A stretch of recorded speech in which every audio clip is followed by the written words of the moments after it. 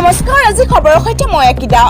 এই মুহূৰ্তত আসাম টেকটক্সৰ দৰ্শকসকলৰ বাবে লৈ আহিছো কেইবাটাও গুৰুত্বপূৰ্ণ খবৰ আৰু আজি ভাৰতৰ লগতে অসমৰ বিভিন্ন প্ৰান্তৰ পৰা বহুকেইটা গুৰুত্বপূৰ্ণ খবৰ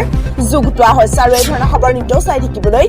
আসাম টেকটক্স চেনেলটো সাবস্ক্ৰাইব কৰিবলৈ নাপাহৰিব আৰু ভিডিঅ'টো লাইক কৰি মোক উৎসাহিত কৰিব বুলি আশা কৰিলো তেন্তে হক আজি খবৰকেইটা আৰম্ভ কৰো আজিৰ প্ৰথমটো গুৰুত্বপূৰ্ণ আৰু বিগ ব্ৰেকিং নিউজটো হৈছে সাগৰীয় ঘূৰ্ণীবতাহ আছানীক লৈ হাই এলাৰ্ট আজি আসামীয়ে প্ৰৱেশ কৰিব উপকূলীয় অঞ্চলত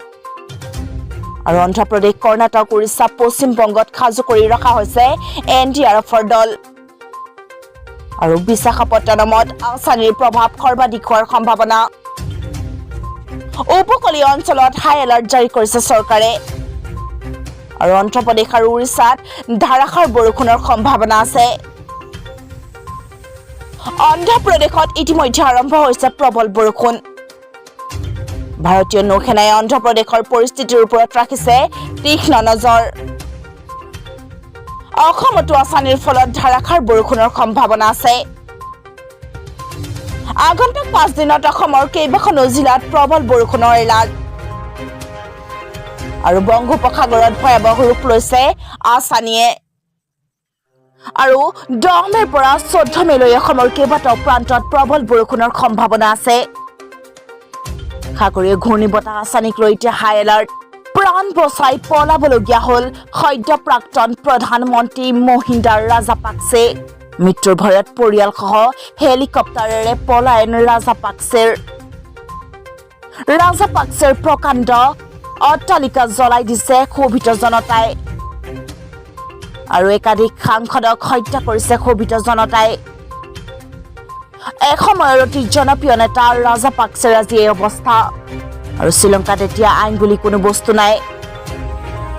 হেলিকপ্টাৰেৰে পলায়ন কৰি এটা নিৰ্জন দ্বীপত ৰাজাপাকছেৰ পৰিয়ালে আত্মগোপন কৰাৰ খবৰ আৰু সম্পূৰ্ণ শ্ৰীলংকাক এতিয়া গতাই দিয়া হৈছে সেনাৰ হাতত 217 জনকৈ লোক গুৰুতৰভাৱে আহত হৈছে এই হিংসাত্মক ঘটনাত আৰু মৃত্যুৰ ভয় আহিছে খুদ প্ৰাক্তন প্ৰধানমন্ত্ৰী ৰাজাপাকছেৰ জীৱনলৈ প্ৰাণ বচাই পলাবলগীয়া হল সদ্য প্ৰাক্তন প্ৰধানমন্ত্ৰী মহিন্দা ৰাজাপাকছে শিহৰণকাৰী পাষাণ হৃদয়ৰ মাতৃৰ দ্বাৰঘাপত প্ৰাণ গল 6 বছৰীয়া কন্যাৰ গোলাঘাট জিলাৰ ডেৰগাঁৱত সংঘটিত হৈছে শিহৰণকাৰী ঘটনা ঘৰত কোনো নথকাৰ অৱস্থাত পাষাণ হৃদয়ৰ মাতৃয়ে নিজৰ 6 বছৰীয়া কন্যাক হত্যা কৰা ঘটনা এতিয়া চাঞ্চল্যৰ সৃষ্টি কৰিছে আৰু এই শিহৰণকাৰী হত্যাকাণ্ডটো ডেৰগাঁৱৰ নাচনীপাৰাত সংঘটিত হৈছে আৰু জানিব পৰা মতে মাতৃ বনশ্ৰী সেনাপতিয়ে দাৰে ঘপিয়াই নিজ কন্যাক হত্যা কৰে আৰু এই হত্যাকাণ্ডটো সংঘটিত কৰি নিজেও আত্মহত্যাৰ চেষ্টা চলায় আৰু পিছত সংকটজনক অৱস্থাত হত্যাকাৰী মাতৃক যোৰহাট মেডিকেল কলেজলৈ প্ৰেৰণ কৰা হয় আৰু এই হত্যাকাণ্ডটোৱে সমগ্ৰ এতিয়া ডেৰগাঁও কঁপাই গৈছে যদিও কি কাৰণত মাতৃয়ে নিজ কন্যাক হত্যা কৰিলে সেই কথা জানিব পৰা নাই এই মুহূৰ্তৰ এটা গুৰুত্বপূৰ্ণ খবৰ পুনৰ বৃদ্ধি অৰুণোদয় আঁচনিৰ ধন 15 আগষ্টৰ পৰা হিতাধিকাৰী একাউণ্টত সোমাব 1250 টকা আৰু ৰাজ্যত নতুনকৈ এতিয়া সৃষ্টি কৰা হ'ব 6 লাখ হিতাধিকাৰী প্ৰথম বৰ্ষপুটিত আনুষ্ঠানিক ঘোষণা মুখ্যমন্ত্ৰী হিমন্ত বিশ্ব শৰ্মাৰ নগৰ অঞ্চলৰ মহিলাই এতিয়া লাভ কৰিব অৰুণোদয় আঁচনিৰ ধন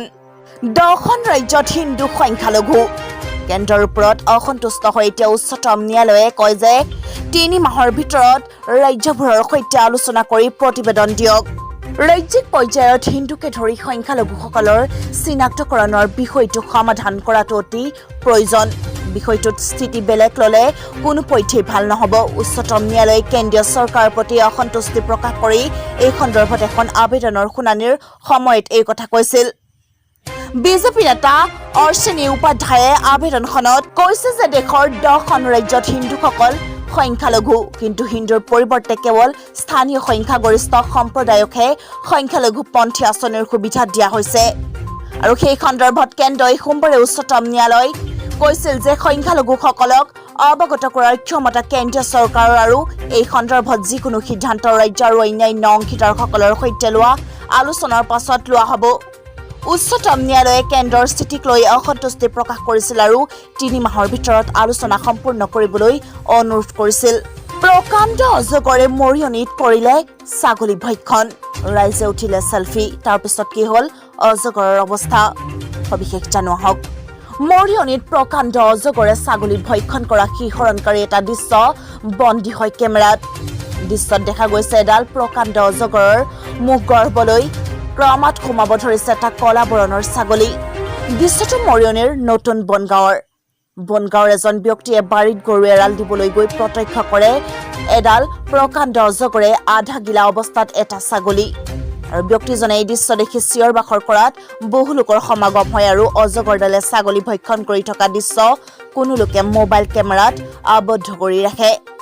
আনহাতে উপস্থিত ৰাইজে অজগৰটোৰ মুখৰ পৰা ছাগলীটো উদ্ধাৰ কৰিবলৈ সক্ষম হয় যদিও ইতিমধ্যে ছাগলীটোৰ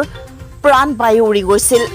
উৰিষ্যা অন্ধ্ৰপ্ৰদেশ আৰু পশ্চিম বংগত আছানীৰ আঘাত ভাইৰেল এই ভিডিঅ'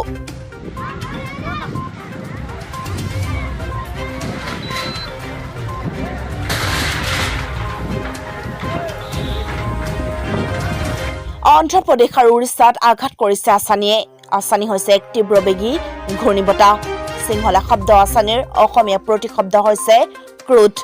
অৱশ্যে এই ভয়াৱহ আছানীৰ গতি ইয়াৰ পশ্চিম উত্তৰ পশ্চিম দিশৰ যাত্ৰাত হ্ৰাস দেখা গৈছে মঙলবাৰে নিশাৰ ভিতৰত ই উত্তৰ পূবৰ ফালে উত্তৰ অন্ধ্ৰপ্ৰদেশ আৰু উৰিষ্যা উপকূলৰ উত্তৰ পশ্চিম বংগোপসাগৰৰ ফালে পুনৰ ঘূৰি যাব বুলি আশা কৰা হৈছে তীব্ৰবেগী আছানী হৈছে 2022 চনত সৃষ্টি হোৱা প্ৰথম ঘূৰ্ণীবতাহ শ্ৰীলংকাৰ পৰামৰ্শ অনুসৰি ইয়াৰ নামকৰণ কৰা হৈছে মঙলবাৰে পুৱা আছানীয়ে ইয়াৰ প্ৰণালী কেন্দ্ৰৰ চাৰিওফালে 100 পৰা 120 কিলোমিটাৰ প্ৰতি ঘণ্টা বতাহৰ ভয়ংকৰ বতাহ বহন কৰি আছে তৰুণ গগৈ ছাৰ ৰাহুল বাবা আৰু অমিত শ্বাহ প্ৰাক্তন মুখ্যমন্ত্ৰী তৰুণ গগৈ আৰু কংগ্ৰেছ নেতা ৰাহুল গান্ধীক তীৰ্যক সমালোচনাৰে মঙলবাৰে আক্ৰমণৰ লক্ষ্য কৰি লৈ কেন্দ্ৰীয় গৃহমন্ত্ৰী অমিত শ্বাহে শ্ৰীমন্ত শংকৰদেৱ কলাক্ষেত্ৰত মঙলবাৰে এক অনুষ্ঠানত ভাগ লৈ কেন্দ্ৰীয় গৃহমন্ত্ৰীগৰাকীয়ে কয় যে প্ৰাক্তন মুখ্যমন্ত্ৰী তৰুণ গগৈ ছাৰে এবাৰ কৈছিল বিজেপি ক'ত আছে দেখুৱাই দিয়ক আজি মই কৈছো বিজেপি ইয়াত আছে চাওক কুতুব মিনাৰক বিষ্ণু স্তম্ভলৈ নামাঙ্কিত কৰক ইউনাইটেড হিন্দু ফ্ৰণ্টৰ এই মন্তব্য মঙলবাৰে ৰাষ্ট্ৰীয় ৰাজধানীৰ কুতুব মিনাৰ কমপ্লেক্সৰ বাহিৰত এটা সুপন্থী গোটে বিশ্ব ঐতিহ্য ক্ষেত্ৰৰ চৌহদত হনুমান চালিচা আবৃত্তি কৰিবলৈ আহ্বান জনোৱাৰ পিছত ব্যাপক হাৰত আৰক্ষী মুতায়ন কৰা হৈছে কুতুব মিনাৰ উৎপত্তি বিতৰ্কত আৱৰি আছে কিছুমানে বিশ্বাস কৰে যে ইয়াক ভাৰতত মুছলমান শাসনৰ আৰম্ভণি বুজাবলৈ বিজয়ৰ টাৱাৰ হিচাপে নিৰ্মাণ কৰা হৈছে আৰু আন কিছুমানে কয় যে ই মুছলমান লোকসকলে বিশ্বাস অনুযায়ী প্ৰাৰ্থনাৰ কৰিবৰ বাবে মিনাৰৰ ব্যৱহাৰ কৰি আহিছে আৰক্ষীৰ সন্মুখতে প্ৰেমিকাক চুৰিৰে হানি হত্যা কৰিলে প্ৰাখণ্ড প্ৰেমিকে ৰাষ্ট্ৰীয় ৰাজধানীৰ মেহৰলি অঞ্চলত এজন যুৱকে তেওঁৰ প্ৰেমিকাক চুৰিৰে হত্যা কৰাৰ এক ঘটনা এতিয়া দেশজুৰি তীব্ৰ চাঞ্চল্যৰ সৃষ্টি কৰিছে জানিব পৰা মতে দুয়োৰে মাজত প্ৰথমে তৰ্কাতৰ্কি হৈছিল আৰু তাৰ পিছত যুৱকজনে প্ৰেমিকাক চুৰিকাঘাত কৰে ঘটনাস্থলীত উপস্থিত হোৱা আৰক্ষীয়ে যুৱতীগৰাকীক এখন চিকিৎসালয়ত ভৰ্তি কৰাইছিল যদিও চিকিৎসাৰ সময়ত তেওঁৰ মৃত্যু হয়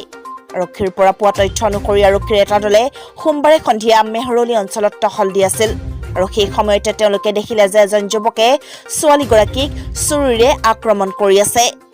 লগে লগে আৰক্ষীৰ দলটোৱে ঘটনাস্থলীত উপস্থিত হৈ অভিযুক্তজনক গ্ৰেফতাৰ কৰিছিল আৰু আঘাতপ্ৰাপ্ত ছোৱালীজনীক চিকিৎসালয়লৈ লৈ গৈছিল আৰু অভিযুক্তজনক 20 বছৰীয়া হৰিক্স খান বুলি চিনাক্ত কৰা হৈছে মৃত ছোৱালীজনীৰ নাম বিনা বুলি কোৱা হৈছে অমিত শ্বাহে সেৱন কৰা পানীৰ বটলৰ দাম 850 টকা এগৰাকী বিজেপি নেতাই ক'লে এই কথা গোৱাৰ বিজেপি চৰকাৰৰ অসামৰিক যোগান মন্ত্ৰী ৰবি নাইকে দাবী কৰিছে যে কেন্দ্ৰীয় গৃহমন্ত্ৰী অমিত শ্বাহে অত্যন্ত ব্যয়বহুল পানী সেৱন কৰে যাৰ বটলৰ মূল্য 850 টকা আৰু তেওঁ চাহৰ শেহতীয়া ভৱনৰ কথা উল্লেখ কৰি এই চাঞ্চল্যকৰ তথ্য প্ৰকাশ কৰিছিল এক চৰকাৰী কাৰ্যসূচীত অংশ লৈ ৰবি নাইকে চাহৰ শেহতীয়া ভৱনৰ কথা উল্লেখ কৰি তেওঁ হিমালয় মিনাৰেল ৱাটাৰ সেৱন কৰাৰ কথা প্ৰকাশ কৰিছিল ইয়াৰ উপৰি তেওঁ এই কথাও কয় যে ভৱিষ্যতে পানী সোণ আৰু হীৰাৰ দৰে ব্যয়বহুল হ'ব যেতিয়া অমিত শ্বাহ গোৱাত আছিল তেতিয়া তেওঁ হিমালয় পানীৰ বটল বিচাৰিছিল ইয়াক মাপুচাৰ পৰা অনা হৈছিল ইয়াৰ মূল্য আছিল 850 টকা নাইকে ভাষণ প্ৰসংগত এই কথা উল্লেখ কৰে কোভিড সংহাৰ নৌযাওঁতে আকৌ নতুন ভাইৰাছৰ আতংক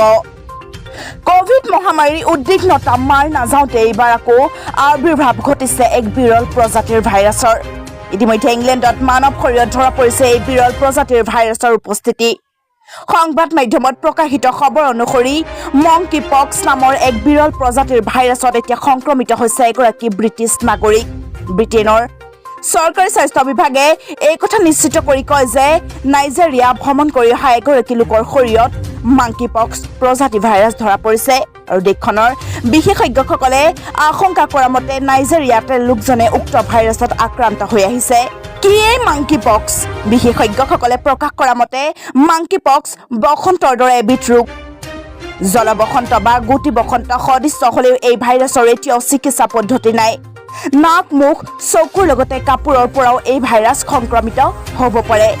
আৰু পশ্চিম আৰু মধ্য আফ্ৰিকাৰ কিছু দেশত এই ভাইৰাছ একাধিক বন্যপ্ৰাণী বিশেষভাৱে এন্ড্ৰুৰ পৰা বিয়পে বুলি জনা যায়